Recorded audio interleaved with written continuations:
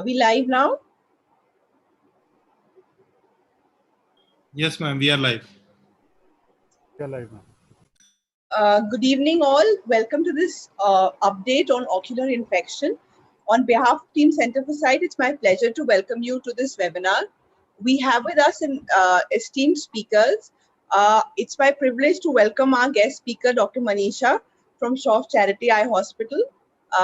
Thank you for joining us, ma'am. Ma'am is an accomplished cornea cataract surgeon and has trained at and now trains at Shroff Charity Eye Hospital. She has also had an experience at Bascom Palmer in the US and at LV Prasad Eye Institute at India. And she is a loved teacher and a very devoted clinician. And she'll be sharing with us her experience on levofloxacin. We'd also have our chairman and medical director, Dr. Mahipal, sharing his experience with us. I'd now like to hand over the session to our moderators, Dr. Prateek and Dr. Tulika, who are both senior consultants in cornea services at Center for Sight Group of Eye Hospitals. Over to you. Thank you, Dr. Ritika. I welcome you all for this interactive session on ocular infections. As we all know that ocular infectious diseases are responsible for the high degree of visual morbidity and blindness worldwide. Surprisingly, the spectrum and diversity of ocular pathogens have not changed significantly over the last decade. What has changed is the declining rate of efficacy of topical antimicrobials as coverage for the most common ocular pathogens. So the question is it the time to become proactive and develop practical, prudent, and collaborative effort in administration of antibiotic for optimal visual outcome? On this note, may I request Dr. Manisha Acharya, our guest speaker, to share her insights with all of us on the antibiotic resistance of ocular infection. Over to you, Dr. Acharya. Thank you so much, Ritika, for this very kind introduction. And I want to thank you, Tulika and Dr. Ritika, for inviting me and for giving me this opportunity. I'll be just sharing the screen now.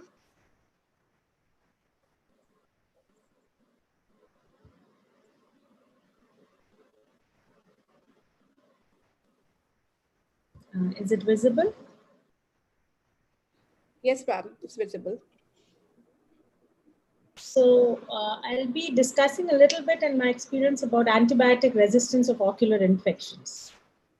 This was a 17-year-old male who presented with pain, watering, redness, and decreased vision since 7 days.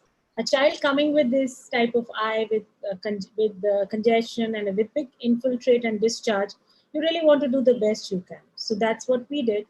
At presentation, he was on cocktail therapy, starting from an antifungal antibiotic and also an antiviral. So what we did, as is done in most of the places, is we did a microbiological evaluation and we found these gram-negative bacteria. At that point, we knew we were dealing with bacteria and we started the patient on fortified antibiotics and the patient did respond. Third day, we got the report that we were dealing with Pseudomonas, which was quite characteristic on the smears as well. And when we did the antibiotic sensitivity, it was sensitive to almost most of the commonly available antibiotics. This patient was started on fortified cefazolin and fortified tobramycin, started to respond by 6 days, and by 9 days and by 2 weeks, the patient definitely started doing well and responded. Such may not be the condition for a lot of our cases, especially when we're dealing with Pseudomonas. So this was another patient of 65-year-old male who presented with a 1-week history of decreased vision. He was a case of recurrent herpetic keratitis, and he was started on topical and oral antivirals. Because of the PED which continued till 14th day, he was planned for a lateral tarsorrhaphy. And obviously, we here in our hospital, we post it in minor OT, and usually the fellows do it. And then I get a call from the OR. Yeah, this is the right eye. It's a leukomatous scar with vascularization, again, viral etiology. And when the patient was shifted for lateral tarsorrhaphy, the picture had changed completely. So this was the picture at that point, which is like a deep stromal infiltrate with a melt. So we knew we were dealing with some infection which had just come 2 days back. We did the scraping. It started on smears. It was gram-negative bacilli. Patient started on fortified medications as we do normally in these cases. Well, the patient did show culture growth of Pseudomonas, and we continued the patient on antibiotics, not showing much improvement within 2 days, which is expected in bacterial ulcers. And to our surprise, we found that it was resistant to most of the commonly available antibiotics and sensitive only to imipenem, piperacillin, and ticagrelor. Here we started the patient on fortified imipenem eye drops. Started to melt, we had to go in for a therapeutic PK in this case, and then the eye was salvaged and the patient did well later on. This was a 20-year-old male who presented with a 3 days history of pain watering in one eye with a vision reducing to as low as PLPR accurate. This was the picture when the patient came to me. It was a limbus to limbus infiltrate with a central melt which is there. If you look at the history, the patient had undergone a C3R 3 days back elsewhere, and scraping and culture report he already had, because the next day only the patient started to have problem there. And I got a frantic call from a cornea person there that I think we are dealing with Pseudomonas. Here again, sensitivity was done and it was only to imipenem and colistin. The patient was started both on topical as well as systemic antibiotics depending on the culture. Perforated in 2 days, a therapeutic PK had to be done, and the patient was continued on fortified imipenem and colistin. This again was a 32-year-old young female who presented with a 2 days history of pain, watering, and redness. And this was the picture: a big 3 clock hours infiltrate superiorly and inferiorly, and also a hypopnea. PRK done 14 days back, and left eye, this eye which developed this problem, developed a repeat PRK or a refractive surgery of what sort. I could not get much from the notes, but it was done 2 days back. We did the corneal scraping and cultures, and it did grow Pseudomonas. But again, resistant to most and just sensitive to imipenem. Started the patient on fortified imipenem eye drop, started to respond. It healed with scarring, and with RGP, it came out back to 6-9. So what I want to show with these cases that antibiotic resistance is here to stay. We need to take a pause. We all dread these infections, and our limitations for and options for antibiotics are reducing day by day. And the current options being colistin, imipenem, cilastin, or meropenem, and many other antibiotics which we were not using before. So when we got these cases, I went ahead and did a retrospective audit, and where we reviewed all the collative data of microbiological profile and sensitivity pattern of all bacterial ocular infections in the last 3 years of 2015 and 17. A total of 1,169 cultures were grown in our lab during that period, and gram positive definitely more common than the gram negative. And the most commonly isolated organism was Staphylococcus in gram positive and Pseudomonas in gram negative. But if we look at this, look at the sensitivity profile that's coming. So we see that amikacin is still the drug wherein we see the best sensitivity pattern, but for gram negatives, now the options are reducing day by day. The others were still okay, having better sensitivity and better drugs there. Vancomycin still remains 100% sensitive drug to gram positive organisms, and when it's not responding, we can. But I still suggest it's mainly because we still reserve it for infections which do not respond. So we came to know that definitely resistance is a problem with most bacterial keratitis coming up. And then we came up with this Delhi infective keratitis study, which was recently published in Journal of Current Ophthalmology, where we did studied the clinical microbiological profile of infective keratitis at our center. It was a retrospective hospital-based cross-sectional study, wherein 625 patients of infectious keratitis fulfilled the inclusion criteria. They all had undergone microbiological examination with scrapings, cultures, and antibiotic sensitivity. I would just briefly share the results, which says that the patients over here were mainly from Delhi and the suburbs, but around 30% had come from outside. If you look at trauma, which was the most predisposing factor leading to infectious keratitis, which was followed by previous ocular surgery, more so in our cases, most of the ketoplasties or other TABCLs and all which got infected. Vegetative matter remains the most common trauma, which is more common in India. And yes, a couple of days back when we were having a discussion with Philippines and Taiwan, they were saying that non-vegetative matter is more common in their country, but vegetative matter still remains the most common trauma leading to keratitis in our country. If you look at the profile again, the fungus had over 24%, and most of the others had bacterial keratitis, of which the gram positives were more than the gram negative. The good part about our study was that around 63% were culture positive, which is quite up to standards of the world standards of saying good positivity growth after sensitivity, after smears. So these are the details of the isolates. That's what I was saying. In gram positives, the Staphylococcus and the Streptococcus remains common, and Pseudomonas just comes third in the bacteria which grows. In fungus, it's the Fusarium which is more common.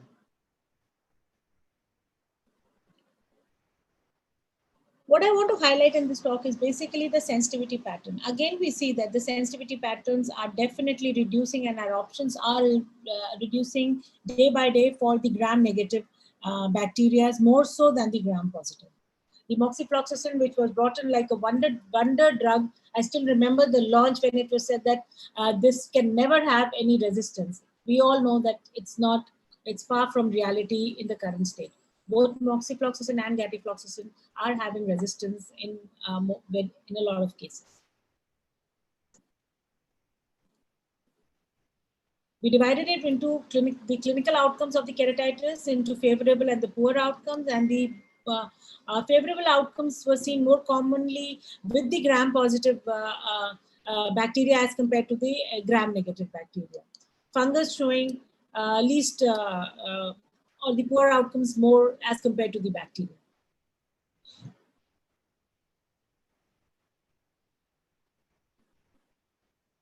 And there was a need for therapeutic keratoplasty in 25% of the cases, which was more so in fungal and in gram-negative bacteria.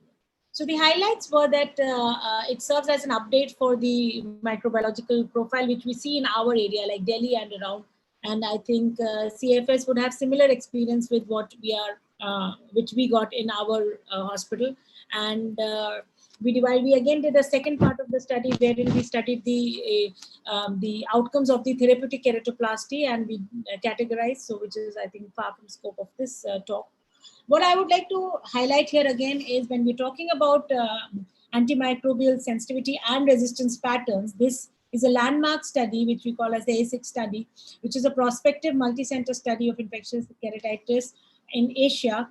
And 13 study centers across the world are there, and India was contributing the maximum number of cases in this. Here also, when we study the resistance pattern, it is quite similar to what we were encountering in our study. So I would just like to end by saying that antibiotic resistance is here to stay. We have to avoid indiscriminate and proper use of antibiotics. Be very responsible clinicians and not create antibiotic resistance by tapering the antibiotics or using a lot of combinations or improper dosage of the antibiotic whenever it is needed. Thank you so much, and thank you again for giving me this opportunity.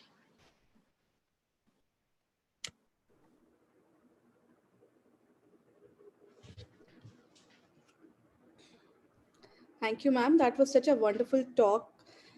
Dr. Prateek is there. Yeah. Yes. Thank you, ma'am, for such a illustrative talk on this topic. And I think our next speaker has not joined. So can we continue with ma'am's talk?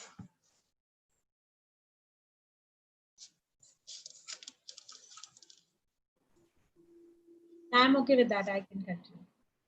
So, ma'am, please continue your next talk on Indian experience with high concentration levofloxacin 1.5%. Okay, just give me a moment. I just need to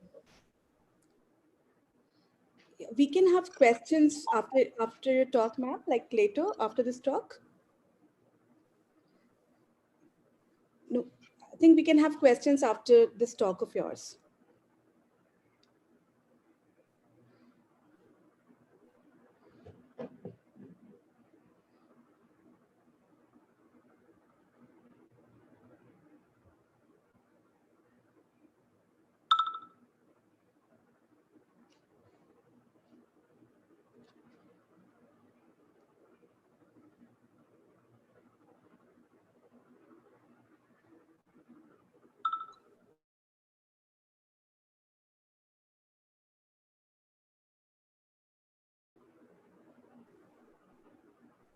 Am I audible? Yes, ma'am. Yes, ma'am. Okay, so I'll be now discussing my experience and our hospital's experience with high concentration levofloxacin. Sometimes they call it like a fortified levofloxacin 1.5%.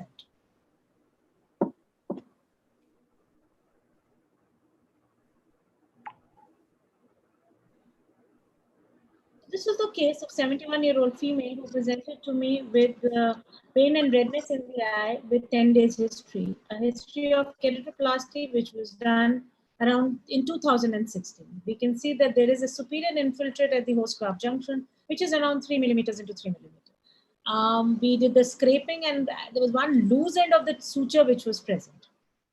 At presentation, the vision had dropped to counting fingers. So my corneal scraping was done as is done as a routine in these cases, and we found that gram-positive foci came out in the smears.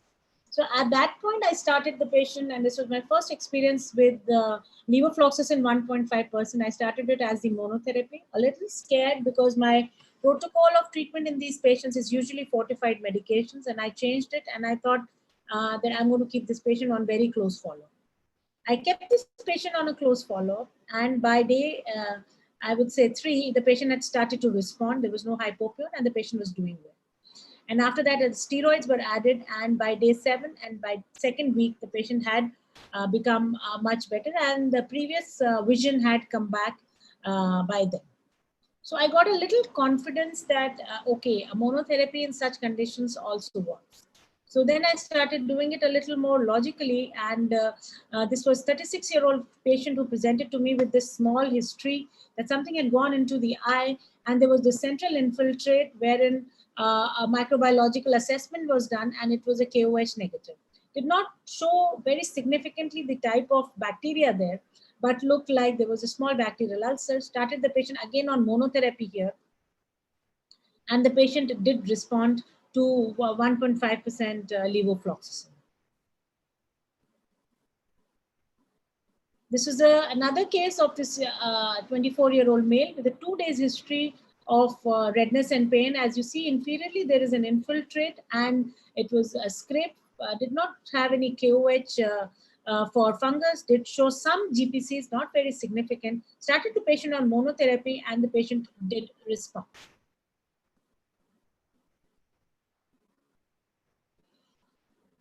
This patient was quite close to my heart because this was this patient wherein we had done a 38-year-old male with a one-night patient. I had done this keratoplasty around 8 years back, combined it with a PPV nucleus removal, had maintained a good ambulatory vision since then, had been working and helping the family, and presented with this foreign body. And the patient was not from Delhi. So I had to remove this. I removed this foreign body, plated it on blood agar, and here again started the patient on levofloxacin 1.5% hourly basis, and the patient did respond. And by the 3rd and the 4th day, I was quite confident to send him back that now there is no infection. This was another case of a failed graft wherein there was an infiltrate, started on monotherapy, and started to resolve, but the patient was lost to follow. This was a large infiltrate wherein for the first time we got a blood agar. Later on that it did grow streptococcus. It was an old woman, could not come again and again, was from a peripheral center, secondary center of our hospital. Started the patient, was here for a couple of days and then had to go back. But before that, as you see over there in the third day picture, the infiltrate had started to round up, the hypopyon was reducing as the patient was responding to the medications given. This was a patient wherein, I would say I started believing a little bit in giving this as a combination or a drug in place of cefazoline, because that was my trusted choice. And actually, when the idea of having some preformed high concentration medicines came to my mind, when there was a period where cefazoline was not available, we did not know what to give for as a combination. Also, which drug is going to work instead of cefazoline. We started giving moxifloxacin. It was not confident, but then I came up with this, and this 4-year-old male presented at that time, and with a 1-day history of pain and diminution. The patient had undergone an uneventful cataract surgery a week back, and the other cataract surgery had also been done 6 months back. So when the patient presented to the pediatric OPD, I think it was around 4:35. We were about to leave from the hospital. I was in the OR and got a call from my colleague saying that please come and see this before you leave. So the patient was showing on the slit lamp. As you see over there, the section is not looking very healthy. And in a deeper look inside the eye, there was fibrin which was there, and or the infectious exudate which was there. So we all know that we err on the side of infection. I would say the section did not look very healthy to me. That was my first impression. I started this patient on the combination therapy, planned for an EUA next day because the scraping could only be done at that point. So when this patient was started, but the next day the patient did start to respond. The central, the fibrin material had started to break up. The section was looking better. Patient was feeling better with lesser congestion, and I continued with the same. If you look at this very carefully, it was also the pupillary block which is coming, and you see the iris bombay also forming. But the moment the patient became dilated and started to respond, the iris bombay and the shallow AC also became better as the days went by. You look at the section now, it is much better than what it was before. At this point, prednisolone was also started because we knew we were dealing with the bacteria, and the iris bombay also settled with time. So this here again, now became quite sure that the section which was not looking very good was started to look better. And by 2 weeks, the patient had come back to the original shape where it had started. So this gave me a little more confidence. And it was after 1 week that I stopped the patient on, the amikacin was stopped and the patient was continued on levofloxacin. The point of giving amikacin in this case was basically because nocardia is an infection which you suspect when you're having a section problem. So an amikacin is the drug of choice for these cases. So this was again a 4-year-old female who presented with ocular trauma by a wooden stick for which a corneal tear repair was done. So after that, the first day post-op, she was doing well, no foreign body, and the patient was started on the usual corneal tear repair management. But 4th day post-op, she complained of swelling, watering, and on slit lamp examination showed lid edema with discharge. Corneal findings did show infiltrate and loose sutures. There was hypopion in the AC as well. Was planned for EUA and AC wash after a day. So this is the picture at the time of EUA. You see that center suture is not looking very healthy. The entire place is looking very fuzzy. Patient was having a lot of pain and discharge as well. The suture was cultured on the bladder agar, did not grow much, started again on the combination therapy here, levofloxacin and fortified amikacin. The patient started to do better for 4th day after the EUA. The scarring had started, AC reaction reduced. Patient was continued on medications on levofloxacin only, and amikacin was stopped. As it did not grow on the culture, so it was looking like it may not be a gram-negative bacteria. This is the details of the brief of the demographic characteristics of the patients I had just shown you all, and these were the 8 cases. Now we have around 15 cases on levofloxacin, and I would say gradually my confidence in the drug is becoming better. Again, I say that, and I use this drug solely for keratitis, and I never use it for conjunctivitis. So I think we have to reserve some big guns for the places where they are required. So in these cases, I would say most of the identified bacterial keratitis cases in our study showed improvement with levofloxacin, and none of the cases had to undergo any other additional process. However, these were small, I would say, infiltrate ulcers. The size of the infiltrate was not very, very big. And in these cases, they were mostly gram-positive bacteria. Now, recently I treated a gram-negative bacteria, a very early Pseudomonas skeletitis with a monotherapy. It did well. And now I think the experience is slowly growing as we're going along. So I would conclude that this levofloxacin 1.5 in loading dose and then on hourly dosing is an effective treatment modality as a monotherapy, although large samples need to be studied and we need to do a randomized trial to say that this definitely is there. I would like to acknowledge my team at Shroff Hospital who made this possible. Dr. Gunjan, who's a fellow and helped me with these cases. Mr. Mukesh, an optometrist, who helped me with the pictures of these cases, our cornea services, laboratory services, and Santon at that time for providing us the levofloxacin 1.5% when it was not very readily available. Thank you so much, and thank you again for giving me this opportunity to present at the CFS webinar. Thank you. Thank you, Dr. Manisha, for such a wonderful talk. Now, our next speaker needs no introduction. Dr. Mahipal Singh Sachdev is the chairman and MD of the Center for Sight Group of Eye Hospitals and president of All India Ophthalmic Society. He did his graduation and post-graduation from AIMS, New Delhi. He did his fellowship in cornea from Georgetown University, Washington, USA. He was honored with Padma Shri Award on January 26, 2007. He has received numerous awards and distinctions in India and abroad for his contribution to ophthalmology. Dr. Mahipal is a visionary and a leader. He has numerous publications in peer-reviewed journals, and he always vouches for new technology. Now I request Dr. Mahipal to give his presentation on the promise of high concentration levofloxacin 1.5%.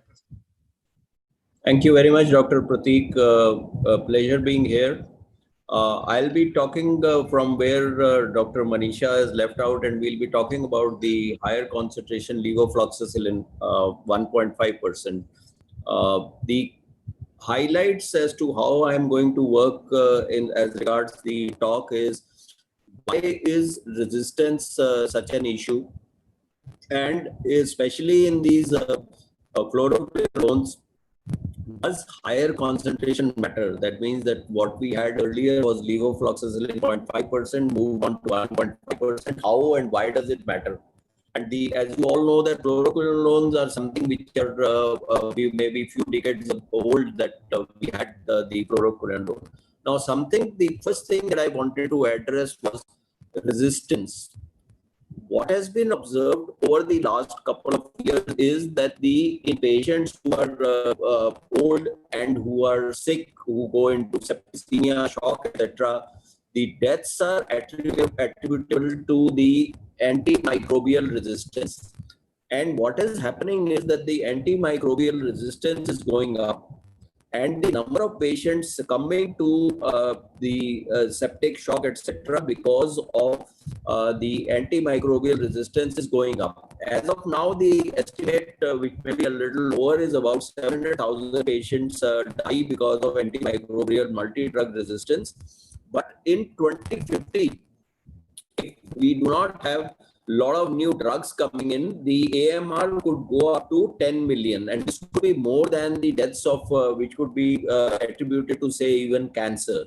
So therefore, what is important is that you have to combat resistance, and you should not allow resistance to happen.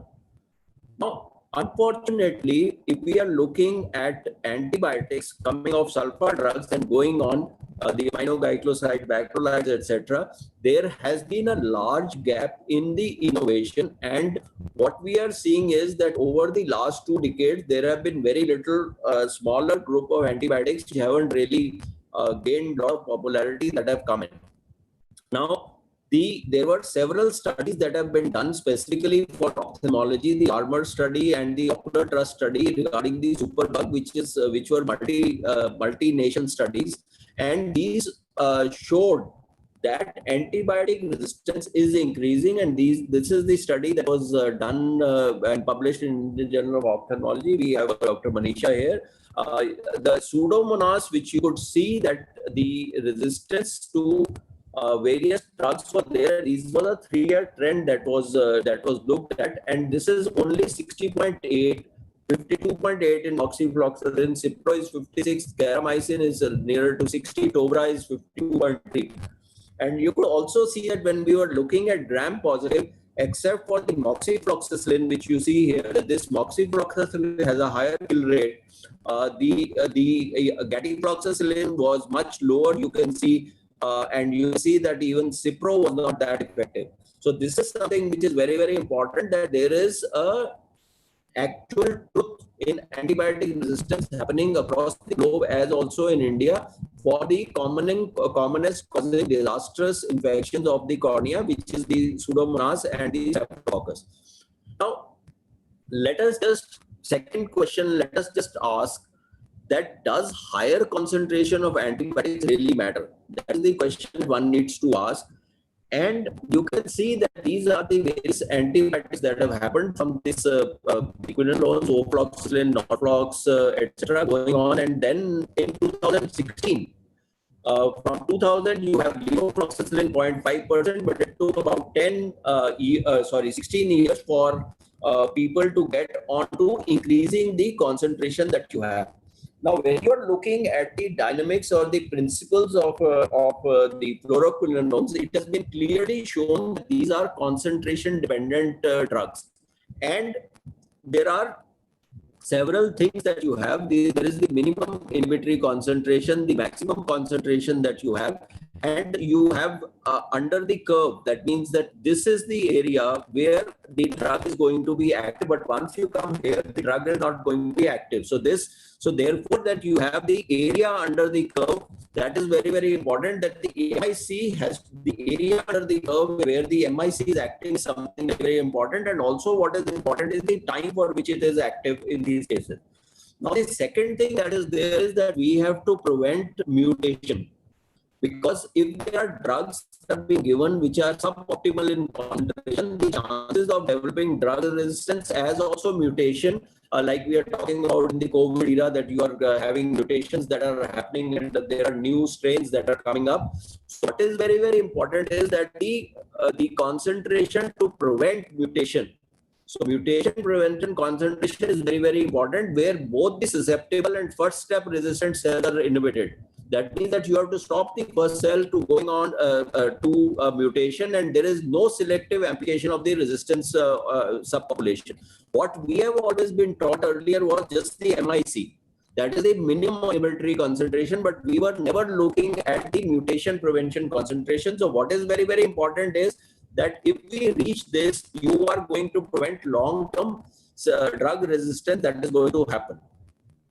Now, let us look at optimizing the patient outcomes and minimizing the antimicrobial resistance. So, is that very, very important? And how effectively has levofloxacin 1.5% worked on that? So, the topics that I will cover here would be the clinical efficacy and safety of levofloxacin, that is preservative-free in bacterial keratitis and corneal ulcers, which Dr. Manisha must have taught. And in PK data versus other fluoroquinolones, and the spectral coverage of this drug for Pseudomonas versus moxifloxacin. Now, when you look at levofloxacin 1.5%, generally this was as compared to 3 other fluoroquinolones in ocular tissues. So you have comparison with levofloxacin, this is Gati, this is Moxi, and this is basifloxacin. In cornea, and if you look at aqueous humor and anterior chamber, so aqueous humor, cornea, and anterior vitreous, you can see that this blue line over time also is showing that the concentration is much higher as compared to other fluoroquinolones. So one thing that is obviously clear is that if you are using 1.5 levofloxacin, the concentration is much higher in all the target tissues that is there. Now, if you compare it in a single installation versus recurrent installation, so that means this is single installation, this is repeat installation. So if you found as compared to other drugs, this is Besi, this is Moxi, Gatti, and Levo 1.5. So if you compare both in the cornea, this is in the cornea, and this is in the aqueous humor. So if you compare here, you can see that the concentration is significantly higher. This is single installation, this is multiple installations, and similarly, if you look here into the aqueous with recurrent installation and also single installation, it was this. These are much higher that you can see than others, and you can see here also that these are much higher concentration. So the concentration, peak concentration, and mind you that these concentrations last for a long time, which is there. Now, when you are looking at ocular tissues of rabbit eyes, that was comparison with other fluoroquinolones. This is a comparison of 1.5 and 0.5% of levofloxacin, and this is Santen data. So you can see here that the concentration as compared to the 1.5 versus 0.5, there is a significant difference that is there. So obviously, if you are using a higher concentration, the concentration in the tissues is also likely to be more. Now, similarly, if you are looking at repeat installation, this is another study in rabbits. So the changes in the levofloxacin concentration over time show that it is not that you have it only for a small time, but it is above MIC for a significant time. That means that 1.5% is much higher even at 2 hours as compared to 0.5% of levofloxacin. So similarly, if you are looking at the anterior chamber, when you go ahead, you take out the anterior chamber, the aqueous, and then check, this was 4.8 times higher as compared to 0.5% levofloxacin as regards the concentration in the aqueous humor. Now, let us see as to how it manifests as regards the elimination of bacteria and the symptom disappearance rates as exhibiting similar positive trends that what we can see in these particular cases. So bacterial disappearance rate, you can see within day 3 it tends to go, and the symptoms tend to become much less that is there much earlier as compared to 0.5%. Now, when we are looking at the clinical response rate of levofloxacin, it was found that 100% of gram-positive and gram-negative bacteria, so these are 2 parts to it. This is the darker one is showing marked improvement, and this is showing marked improvement only. So 100% of the patients showed improvement in Staphylococcus. You can see in Streptococcus also, you can see this is the improvement that is happening. These are minor bacteria, like less commonly occurring. But the marked improvement was also much higher, that you can see that they were showing a great effect when you are looking at 1.5% levofloxacin. Now, having established across various studies, the concentration in all the tissues, whether it be the cornea, whether it be the aqueous or the anterior vitreous, is much higher when you are using 1.5%, whether you are using it as a single installation or you are using it as a repeated installation, and it remains there much longer. Now, it is not that you keep on increasing the concentration and there may not be any adverse drug reactions. So what is very, very important is that the next thing that needed to be studied was that, okay, we have reached this concentration which is giving us a good kill rate. It prevents the mutation, likely mutation that has to be happening, and it is giving you symptomatic and also bacterial load disappearance in a very high percentage of cases. Is it causing any ADRs? So when you are looking at adverse drug reactions in this particular study, which has by Oishi in Japan, only 5 out of 238 patients having 5 events only, that is 2.1%, that there were adverse effects that were there, and these included eye irritation, itching. Then you have a bad effect as regards in the throat, that means the feeling of bad taste, and generalized urticaria. So this is what you had, urticaria in and around the eye, and this is only the events that were there, which were there. So it had very limited number of ADRs which are there. Now the other important thing is adverse drug reactions and how does it impact the healing of the cornea.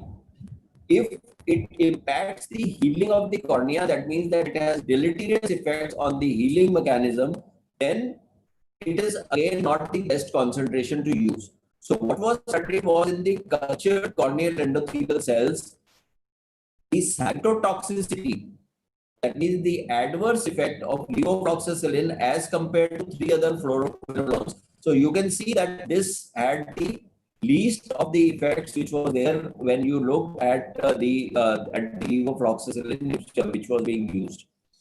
Now, levofloxacin, let us look at 1.5% as regards the spectrum of antibacterial coverage. So when we used levofloxacin, even 0.5 or 1.5, you can see that this has a huge spectrum as compared to moxifloxacin, specifically in the Pseudomonas group. That the Pseudomonas group is showing a good activity against Pseudomonas also. Now, let us look at the pharmacokinetics and aqueous humor penetration of levofloxacin versus moxifloxacin in patients undergoing cataract surgery. So, we all use these antibiotics pre-operatively for prophylaxis, as also moxi is also used intraoperatively and then post-operatively. So, this is for 111 patients that you can see, and the study schedule was 4 times a day. Each day that these medicines were given at day 1 to day 4, and at the time of surgery, just before you are entering the anterior chamber, the aqueous samples were collected, and one looked at these aqueous samples and saw the concentration of the drugs. Now, patients were randomized into subgroups of surgery and was performed 1, 2, 4, and 6 after the final administration of the study medication that is there. And what was shown was that there is a significant difference in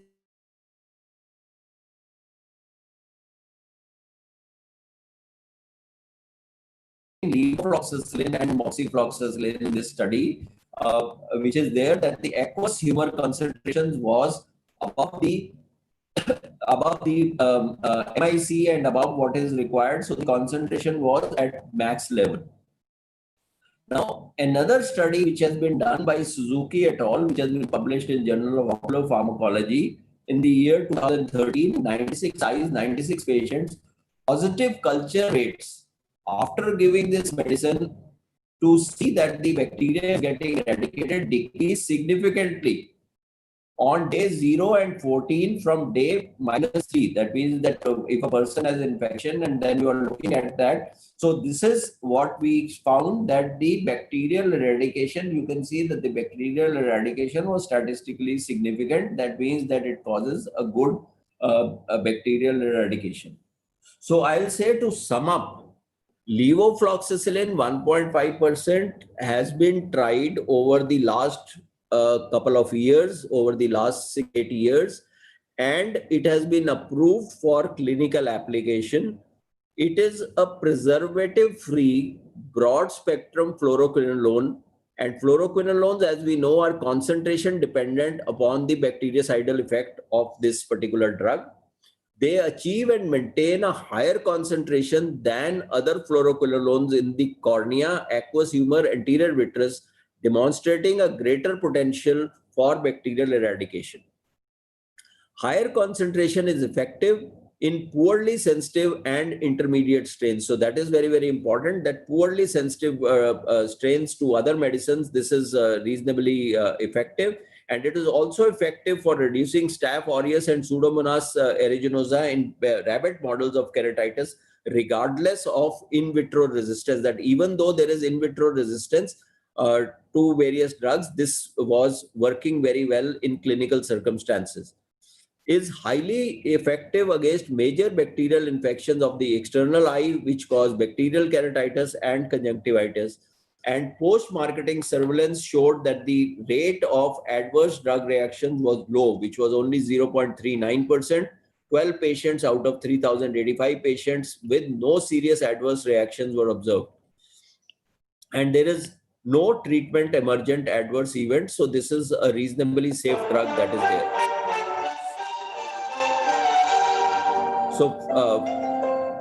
So this is all that we have to say, that this has been approved recently in India.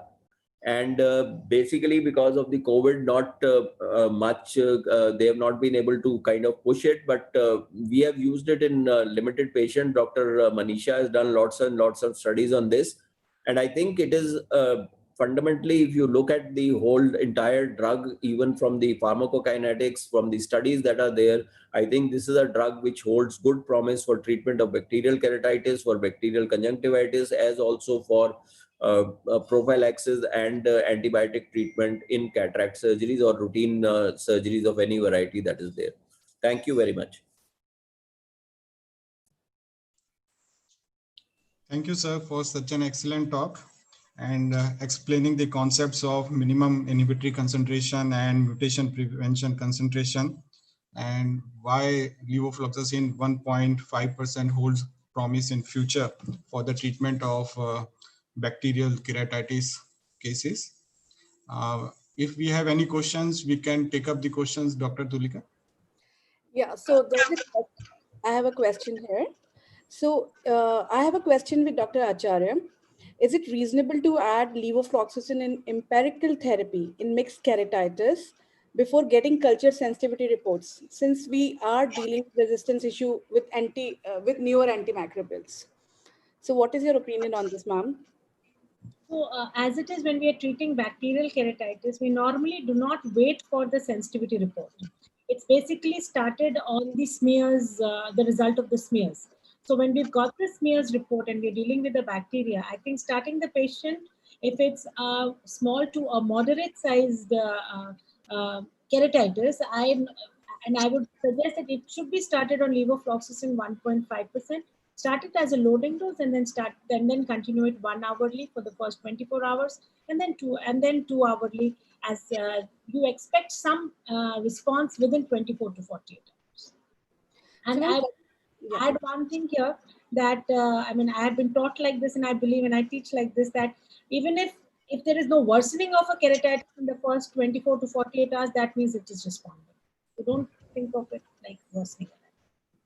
That's true, ma'am. So what do you mean by, like, what is your loading dose for levofloxacin 1.5?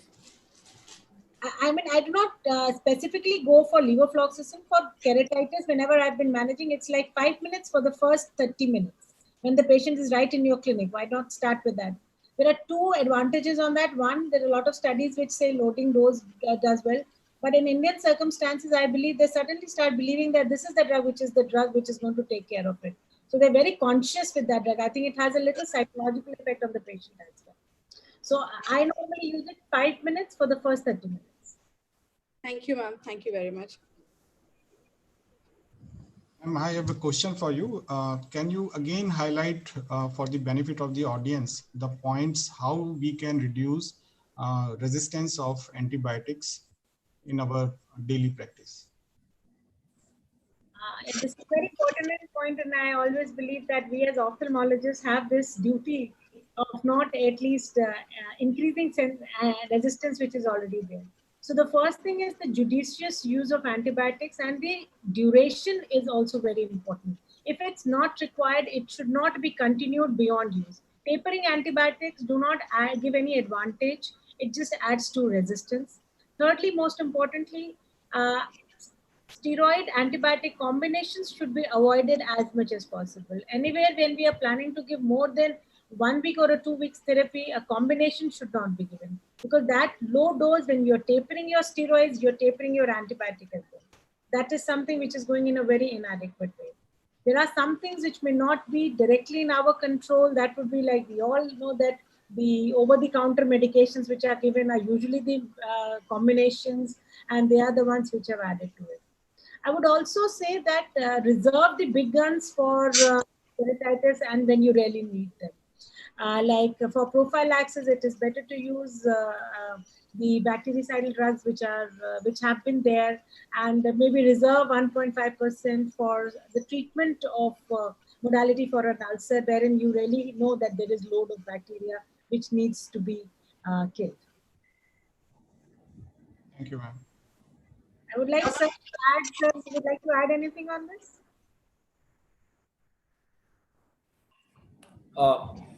Yes, what I'll wish to say, what you have made is very pertinent points. Suboptimal dose of giving any antibiotic, and specifically, as you said, even for non-essential things, like even if a person comes with red eye, if a person is having even a viral conjunctivitis, you are sure, and under those circumstances, you just give these fluoroquinolones, etc.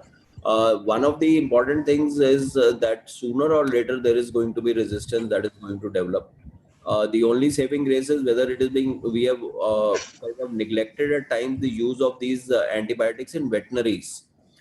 So veterinary sources are also responsible. So whether the drug has systemic use or not, and whether the drug is also being used in veterinary, so that is also adding to the problem of resistance which is there. Uh, and you rightly said there is nothing you are giving QID, you bring it down to TDS, BD. They're not like steroids that you're going to have a rebound inflammation. If the infection is gone, it is gone. You continue it for X number of days till you are sure that the infection, and then you can stop that particular thing. So I would personally feel that it should be judicious use of the antibiotic for the limited amount of period that it is required. And at the time that there is an infection, one needs to hit hard, hit early, hit hard, and at times with multi-drug, depending upon whether you have, but the best is to have a microbiological examination, which we often neglect. And if you have a microbiological examiner and you know that you are able to identify the bacteria and the sensitivity pattern, then you should restrict yourself to that particular medicine which is acting against that bacteria which is causing the problem at that time.